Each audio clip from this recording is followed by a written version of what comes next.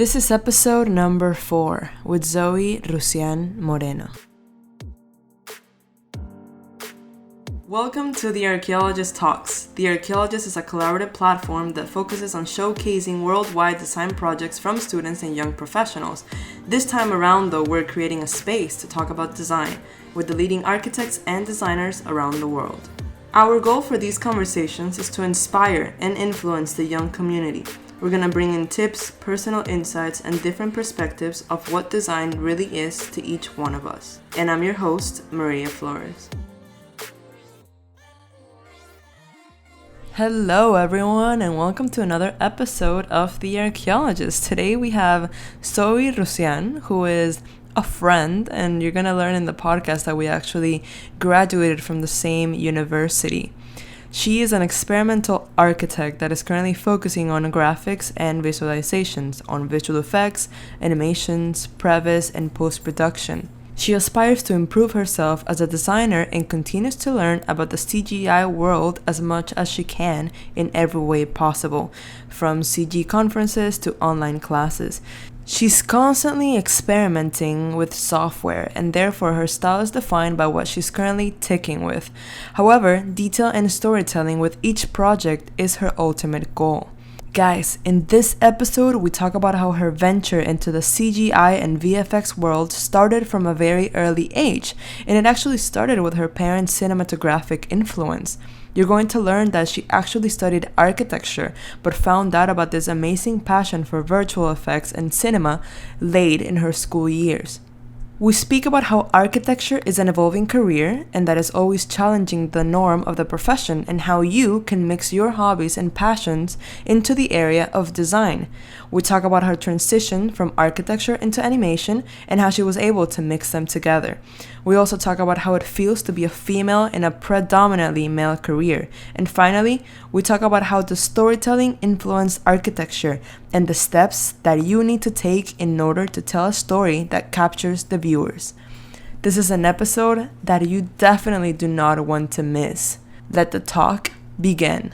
Hi Zoe, how are you? Hi Maria, how you doing? So Zoe is actually one of my really good friends. We didn't graduate together, but she graduated 2 years before me. I think so, yeah. I feel like I graduated the year before you, but I think not. What are you working on now? Well, on my day job, I work as a 3D CGI design. I love that you say day job, because we designers have like 1,000 other jobs going on at the same time. But yeah, okay, continue. No, I work with this company called D-Box that they do a 3D visualization and marketing branding for high luxury brands. They have done work from Zaha Hadid to Foster and Partners. But on my real job, on my real side job, I'm a sci-fi geek. So what I try to do is just create this series of like either short films or experiments with VFX, and just try to like put it out there and just kind of create like this experimental facet to see how can you connect something that is real but take it to the sci-fi level. So that's kind of what I'm into right now, but that changes. It changes every like 6 months. Every month. It's like the flavor of the month this month. That's amazing though. How did you go into animation and stuff like that? Well, it's funny that you say that, because like at the beginning when I was in school, I had a lot of influence from my parents. Like they are both like my dad is a cinematographer, my mom is a producer, so they have a company together. And basically I grew up just watching him produce and just getting like influenced by all that. But at that moment I didn't even care about it. I was like, oh, this is not for me. I just want to be Really? Yeah. I thought it was, because I thought it was oversaturated with how much like the industry was there, like, and how he handled it. Because my dad, I saw the clients and I saw the people that he worked with, so I was like, I don't want anything to do with that. And then in architecture school, I just realized that I didn't want aesthetic a static image. So I just Mm-hmm. started learning about animation on my own uh, while I was doing architecture school, just trying to figure out how can I blend these two guys together. But at that moment, I wasn't even thinking about just blending, and I was just like experimenting on my own. I Oh, was just wow. it was something more for me rather than for like to show, because I wasn't even Mm-hmm. confident on my abilities to show the professors. So I never. It was only until my last year of architecture that I decided to show that I actually have a little bit of knowledge of composition and camera as an animation. What was that process for you like? Because I am sure that, going into architecture as a career for 5 years, studying for 5 years, you have a mindset that tells you, you have to get out of here, work, and basically build. You go into architecture to build. That's basically what people think. What was that process for you to realize that, hey, wait a minute, actually, architecture is much more than just building, and I can do so much more with it, like animation and all that effects that you do. Uh, yeah, no, for sure. It was a process, honestly. At the beginning, when I went to school, I just wanted to, do what the professor said. I was the typical Yeah. overachiever student, like, oh, I just wanted my A's. I just wanted to get through it. Because also, as an immigrant student with an F1 status, I had to set up some type of standard. So at the beginning, I didn't even care that much of the career itself. I was just thinking about producing and producing and producing. I didn't thought about my own self and Mm-hmm. like my identity. And it Mm-hmm. was only until this, like almost at the end of the fourth year, where we actually turned the deliverables for design comprehensive, where you actually have to do the plumbing, the electricity Mm-hmm. of the building. I was like, wow, this is definitely not for me. Oh my God. That was so like ahead into the career already. Yes, it was kind of. I realized this really late. Honestly, Mm-hmm. it was kind of like a revelation. I was like, wow, did I waste 4 years of my life? But Oh God. I cannot give up now. I need to finish the career because I'm so freaking close.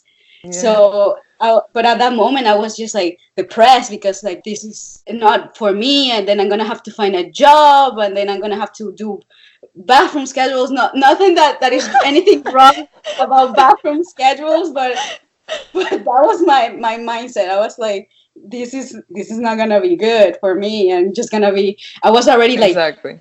going in my mind like, oh my god, I'm gonna have to go to a school again and learn another career, so it's another 5 years, so we have to gonna spend more money and like all that process. But then I had a revelation with my last studio, where our professor, his name is Neil Leach, he Mm-hmm. told us that you can do whatever the heck you want. And I was like, so no program? No, I just want cool image. They literally, he just said at the beginning of the semester that he just wanted cool images. But I encouraged sci-fi, and that blew my mind. I was like, no, I can actually get into sci-fi. You're not gonna criticize because this is crazy and it defies the like physics and everything like that. And she's like, go for it. So that's what I did. I just started just getting into it and just exploring, like getting deep into it, studying movies, studying like using my knowledge with like throughout my entire life experience with like Mm-hmm. cinematography and sets and how to shoot a scene, and like what do you want the person to feel. And my final thesis was creating this trailer, which eventually I want to make either a mini series or a short film. It was about that, creating just like a narrative. It literally was just creating the typical sci-fi movie. All these came from studying like what where the movie's tendencies like and what makes a movie good, and like it didn't came just randomly on because I wanted to do something cool. But then I just like that started like awakening my passion about like cinema, and just creating these amazing stories to talk about a space, or just Mm-hmm. to, because even like the color selection, the camera rotation, the specific color grading in a scene and everything, like tell the story. It's part of architecture, and Yeah. that semester it just like opened my eyes that basically architecture is everything. So, but I loved it, and I just and that just became me. Like it helped me find my that semester helped me find myself. That's so awesome. I love when the studios are basically just like that, there's no deliverables at all. I mean, just the final, obviously, but it's up to you, whatever you want to do. It just expands your knowledge as a designer when they don't tell you, like, you have to do a museum this semester, Exactly. like, or you have to do social housing. And then it's like, okay, well, when can I finally do something else that is not just architecture and building per se? Exactly. That's awesome. Do you, at any point, did you regret going into architecture? Every single day for like the for like the last 3 years, I was just like, oh my Hmm. god, what did I do? What did I do? But then after just graduation, I just Mm-hmm. like thought about it and like took a you know and a mental approach on all this and like a very cold hearted facts. Like this career gave me all these abilities that now I can pursue into other like forms of profession. Mm-hmm. So in the end, I just realized that architecture is like an all-encompassing career, and it just gives us all these opportunities to learn about a lot about learn a little about a lot of stuff. Yeah. So it was just deciding to take that as a good thing and see and run with it into the like what's the next thing. Right. So That's awesome. in a short answer, no, I didn't regret it. Yeah, now you don't regret it, but Now I before you don't. kind of did. Exactly. But that's great. How has your professional transition from the architecture path into the entertainment industry affected you as an individual? I as an individual is is a process because since I study architecture and not the movie industry, I didn't know they're very different in the aspect of when you're doing job searching. For Mm-hmm. example, in the industry of architecture, is celebrated when you're staying with a lot of time with a certain company because it says that you're trustworthy because Yeah. you lasted this amount of time. But in the entertainment industry, specifically, in TV and cinema, Mm-hmm. they look a lot for all the amounts of works that you've done. Like they look mostly for Oh, contractors, really? like freelancers. If they don't look a lot of people for full time, is very rare when like Mm-hmm. opportunity like that happens because once a person gets a full time job, they just never leave. So that's why Mm-hmm. they look for freelancers. And even in the style of how you're presenting your work in an architecture, you're doing a portfolio, and it's normally like a PDF or a little video, but it's like normally like a slideshow of that video, or but if you want to recreate it, you do a little bit of transitions here and there. But it's very simple in that aspect. Instead, in the entertainment world, you have to make an online CV, and there's different type of videos that you have to do depending on the position that you want to apply for. If you want to apply for Mm-hmm. normally I apply for environment artists, and when I do that, I just like environment artists just create the world, so it has to be more Oh. architecture based. Like you don't have to do Mm-hmm. many animations. But when you're applying for animator, obviously you have to show your abilities to animate, and they want to see like the best work, but at the same time it has to be short and entertaining because normally it's so the industry is so big that you don't have like they won't give you more than 2 minutes of their time to see it because Mm-hmm. and so in those 2 minutes or less you have to get their attention. They're just two different languages, and it's just Yeah. learn it's just learning a new way to explain yourself, portray yourself. Right. I'm guessing that the movie industry, how you're basically describing it, they're mostly looking for freelance work and for a person that is able to take on their jobs and Mm, manage their own time efficiently. I feel like in architecture they just look for how you work in a team and Mhm. how you can produce work with a team and for someone Mhm. else, so that's definitely very different. Yeah, it's difficult because in architecture you're actually building something physical, while Mm-hmm. in the entertainment industry is in the end is computer based.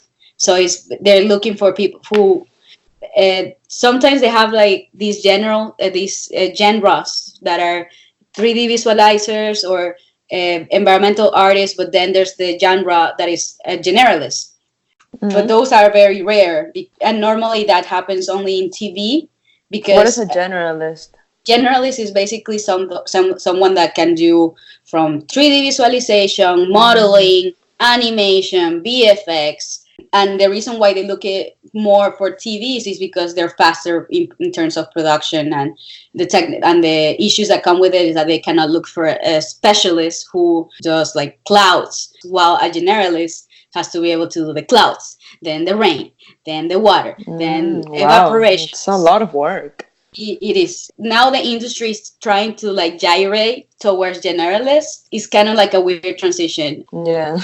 I don't know if you've heard, well, I'm pretty sure a lot of people have heard the fact that architecture, and I hate this saying, I really hate it, that architecture is a man's career. I wish that it wasn't, but it is difficult for women to actually, be successful in the career and get to the point where the amazing Saha got to. There's so many amazing and successful male architects, but what about the women? Do you feel like in the entertainment and movie industry it is the same way? Or is it worse? Is it better? Yes and no. It depends because I personally haven't had the opportunity to meet many female Mm-hmm. CGI 3D designers, because the ones that normally deviate from architecture and go to another path, they become graphic designers or fashion designers. But I haven't met someone Mm-hmm. that exclusively does VFX and CGI. But it's also depends on the city. Like if I go to LA, and I promise you, I'm gonna find more female on that side. Or if I go to New York, or if I go to Vancouver. But it's very like Right. limited hubs, and it's still there's not that many females that go into a realm. It's a male derived career. And the reason behind it is because it comes from history. This type of work in terms of programming, female didn't want to do that type Right. of work, and Right. now it's because of these new tendencies and like these new opportunities is that female are starting not starting to, but just like getting more recognized and more into the realm of that part of entertainment. In the gaming world, there's a lot of animators who are female, and Really? and environmental artists. Yeah, It yeah. depends. I get what you're saying. Yeah. Um, in your opinion, though, how can a designer, let's just put it in the perspective of an architecture student, right? How can an architecture student mix the passion that she or he has with a career? How can they basically do the same thing that you did? Do you think that it's something that comes along in the process and the journey of realizing what architecture and design is? Or how can they take the steps in order to achieve this combination and the mix with their passions and with architecture? Well, I do think that comes from life experience, as part of Mm-hmm. growing up. Because as you said, as I said before, from my own experience, it came kind of late in my career, Mm-hmm. but it's because one thing I would tell other people is just to embrace your life experiences that you had. If you're a person that likes skating and then you decide to go to architecture, but you have passion about skating, for example, then take that to the next level and integrate it into your career. Don't let that go. Don't let anything stop you from Right. sharing your passions and bringing into your career, because sometimes we Mm-hmm. feel as designers that we need to separate become like have a mask and separate ourselves from our true, or Yeah. not Our our true hobbies. passion, our hobbies, or just like Yeah. the side things that we do that we don't think that they're that important, but they are, because they're part of you and they define you. So one of the things that I will wish to that someone have told me is just to not take anything for granted, in the sense of letting go of my passions, to become Exactly. someone that is expected of me, uh, Yeah. and just exploit those experiences that you had, Yeah. that Mhm. let you become you, and nurture it, so that way you can find yourself quicker, I think, and just don't be afraid of making mistakes and going back and forth. What am I good at? How can I put this into what I do every single day, and just run with it, and just be unapologetic, because that's how you pave the path towards being a better designer, being a better Mhm. person. And I think one of the really good things about the world that we live in now is definitely all the tools that we can use and resources that we can use from the internet. I mean, I'm Yeah. pretty sure that you learned all those things through YouTube, through doing Yep. it yourself, through downloading the software and saying, you know what, I'm just gonna see what comes out when I click this button, you know? Exactly. So definitely the internet is such a enormous resource that sometimes we also take for granted. And even in school, you can take all the classes that, like, for example, if you are into psychology, take some classes into psychology. Maybe it's going to make you a better designer, which I'm 100% sure it will. I love psychology too. And the best architects who make the best designs Yeah. are psychologists, because they get into the Hmm. minds of the clients. So Yeah, and it's a very noticeable thing when you look at the lives of the most successful architects in the world. Like for example, Rem Koolhaas, he is he he was a journalist. He basically went into journalism and then he changed into architecture. And now he says that he can see space in a different way through the videos that he takes. He loves like cinematography and stuff like that. And also Saha Hadid. I mean, we were just talking about her, but she did math. Like yeah, she literally studied math and then she just went to the AA to study architecture and look at all the amazing different forms that I'm yeah, sure she was able to achieve just because she knew how to push the boundaries of how the structure can work. So exactly. it also reminds me of my own experience because I actually went into journalism first before architecture. Oh, And wow, I didn't know. now, yeah, and now, I mean, the archaeologist was basically born from that love that I had for journalism. So there you have it. It Oh, does wow. work. See, Yeah. see, that's why it's like I feel that it's so interesting, because then it creates these like hubs and Mm-hmm. experiments where you like it just keeps growing, and it start architecture starts molding into something else. I cannot give you a definition of that else, but Yeah, it just becomes something that exactly. that is amazing. Mm-hmm. All right. Tell me a little bit about, and this is going to be one of the last questions. Tell me a little bit about storytelling. Because I know that as a CGI artist, as an animator, you are very aware of how to tell a story. And architecture, and I mean selling in general, Hmm. is works best when you have a narrative and when you try to portray a story. Yes. How does storytelling work in the architecture context, and what are your tips on storytelling? Okay, everything. Uh, this is from my own point of view, Mm-hmm. that everything has to have a development process. Mm-hmm. Yeah, normally, like some people start just designing, some people start just like just modeling, but my process, it starts with paper. This is a part of like writing, just like ideas. Not even Mm-hmm. I don't even touch the sketchbook in that sense. I write simple words, like depending on the program, what do I want to portray. Think about it as a personal, like as a one-to-one scene, Mm-hmm. instead of a third person. I think about a first person. So Like you're it, thinking about what she's feeling, what exactly. the person in the scene is feeling. Okay. Exactly. Once I have those ideas, then I start sketching, and it's just like it becomes a layering process of like, then from sketching, then it becomes the basic shapes, and the basic shapes becomes the modeling and remodeling of the shape is never ending. That process, Mm-hmm. it's just a cumulative work that then from that 3D process then is thinking about how I'm gonna present this. Like who's gonna see this process? Who's gonna be like my client, or like or the experiencer?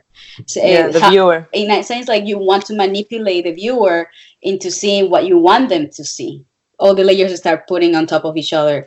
So like this, in this particular scene, or this particular piece, or in this particular view, I need to make them see this piece of land, this piece of architecture, or like this object, or this color. Like the presentation is super important for me. Mm-hmm. Presentation, and I think in general, has to be super important, because sometimes you can create like the most amazing pieces of art, of design, but if the Mm-hmm. presentation Yeah. is bad, it doesn't fly.